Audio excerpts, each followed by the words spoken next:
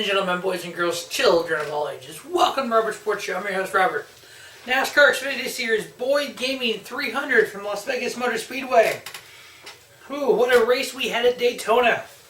The second closest finish in Xfinity Series history, with Noah Gragson getting the victory and locking himself into the playoffs. Ooh, what a run for the kid. Now, I've said this on social media, on Facebook. I've actually thought this for a while now.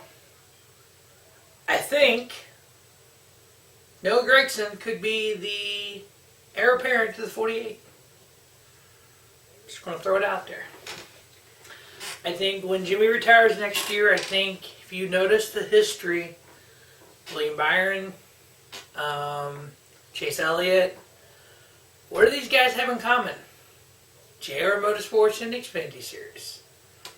Of the JR Motorsports drivers right now in the Xfinity Series, Justin Allgaier, he's ran Cup, went back to Xfinity, the best ride he's ever had.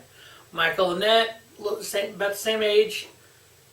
You know, he's done a little bit of everything. He's got a great situation with JR Motorsports. If they're wanting the next young gun, I think it's going to be Noah Gragson or Daniel Hemrick. Those are my feelings on moving up for next year for the 48. I think it's going to be somebody from JR Motorsports. As we know, Daniel Hemrick lost his ride in the 8 car for Childress. He's running part-time in the 8 car in Xfinity Series for Dale Earnhardt JR Motorsports. We know that they split the time with Hemrick and Jeb Burton, which he had a great run at Daytona. And Dale Jr. is going to win the single race at Homestead next month. So my 3 picks for Daytona were Noah Gragson, Justin Haley, and Austin Cindric. Noah Gragson getting the victory and getting locked into the field of 12 for the playoffs. All right, let's get to Vegas. 300 miles, 200 laps, 3 stages, 45, 45, and 110. The defending champion is Kyle Busch. Stage 1 winner last year was Cole Custer. Stage 2 was Tyler Reddick. Kyle Busch has won 4 of the 7 Xfinity Series races he entered in 2019. In his last 21 Xfinity Series races, he has won 9 times.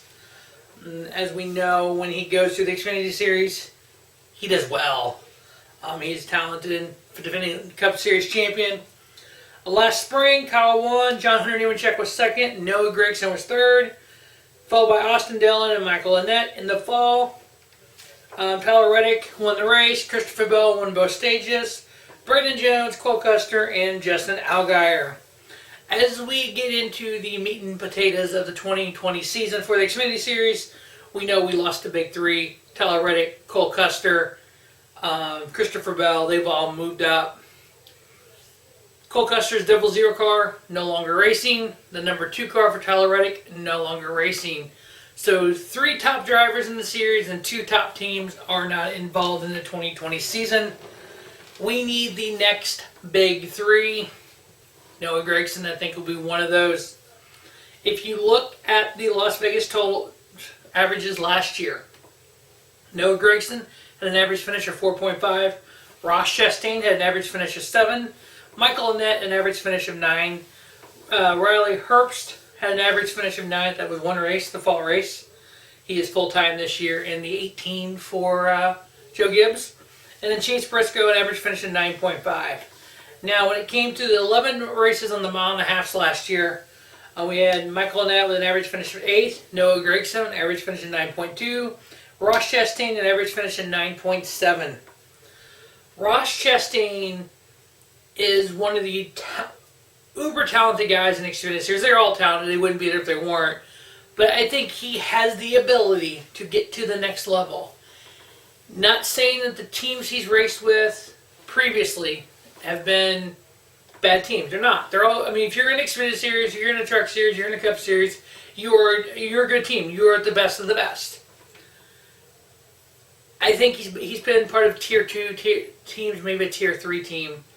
And I say that going Tier 1 is the Hendrick Motorsports, Gibbs, Stewart-Haas, Penske. Those are Tier 1s. Chip Ganassi can be considered a 1 or a 2.